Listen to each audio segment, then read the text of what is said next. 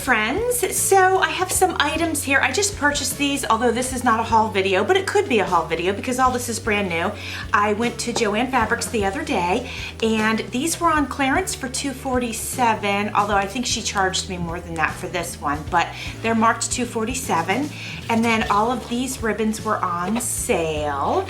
And I have to tell you that I bought these items specifically for this project, for this Tassel Tuesday that I'm making today. And not only is it Tassel Tuesday, but this is the gift that I'm making for Solae, her 1 year YouTube anniversary challenge, where she wants everybody to make something for her for Christmas. Something that brings them joy. Well, you guys know that tassels bring me so much joy. And as you can see, I'm gonna go with pink. But here's what I wanted to show you most of all. So let me show you. First, I like to use vintage fabrics, you guys know that. But for this tassel, this vision, I just had something else in mind. So I purchased this white fabric. I hope that you can see it. I will zoom in. It's got beautiful silver snowflakes on it, so I thought that was beautiful. And how good will that look with pink? Guys, put your seatbelts on and get ready for what's coming next. Are you ready? Look what I found. Notice, if you will, that this fabric, of course, has flamingos. It also has these snowflakes. It also has flamingos and Christmas hats. It's perfect. I'm over the moon excited to make Solae's tassel with this fabric. So let's get started. First things first, we are going to snip the fabric. I'm gonna go long ways because the pattern goes this way. I'm gonna give it a snip so that when I tear it, it's ready to go. And I cut about 1 inch down, and I would say I cut probably just a little bit less than 1 inch wide. This is cotton. It should be very easy to tear. Step 2 is we are ready to tear. I want to thank my past and current Tassel Tuesday collaborators. I will have their links in my description box so you can check them out. If you would like to join in on Tassel Tuesday, just let me know, and then also use the hashtag Tassel Tuesday in your title of your video. The next thing we do is remove all of the threads that are, kind of hanging off. All right, friends, I have groomed the material, and now it's time to make some decisions on the next stuff. So I know that if we're looking at this, whoops. Well, this is pink and it has snowflakes on it, so for sure I'm using that 100%.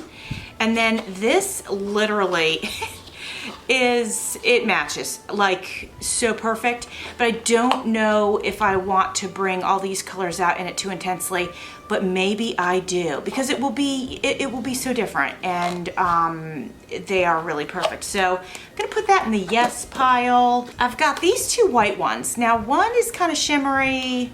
Well, one is like opalescent, and then one is more white with shimmer.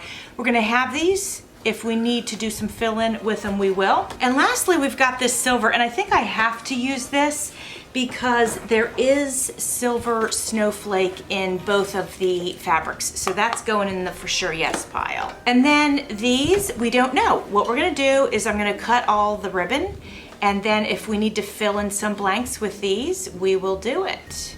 Leaning towards the pink more than the cream. Yeah, I think I would end up using some of the pink. So let's get to it.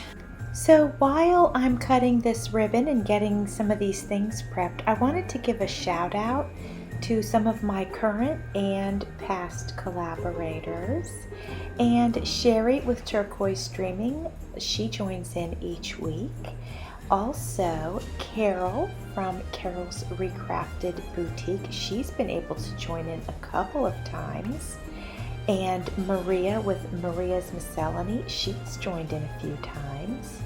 Pam Van E at Pam's Paper Place was able to join in, as was a Step Back in Time Journals. Their links are in my description box if you'd like to check them out. Okay friends, so now I've got it somewhat organized and I'm going to go ahead and start laying our pieces out. All right friends, I have decided for the hanging part we're going to go with this white pearlescent ribbon. First thing I'm going to do is gather everything together and we're going to check to make sure that it's mostly the right length on both sides. And I know that's hard for you to see, but here we go. You can see that it mostly is. There are a few pieces that are longer than the rest. That's normal. We're going to trim that at the end. So I'm going to show you here. I have gathered it. We are wrapping. Try not to get any other, ribbon caught up in this. So we're tucking this one under, bringing it around. And I hope I don't drop this because that would be that would be a terrible nightmare for me. So we are tying it real tight and then we're tying it again. Now friends, this is a big tassel. It's no joke. It's a big tassel and I wanted it to be because I figured this truly, not for hanging on her tree. She could hang this as a decoration in her home, anywhere, on her door, on a lamp, on a bedpost, on a chair, on the wall. Remove a picture and hang this on the wall. I am going to leave this part large. Actually, you know what? I need to make it bigger in case she does want to put it around a doorknob. So actually, I am going to cut this and make it bigger.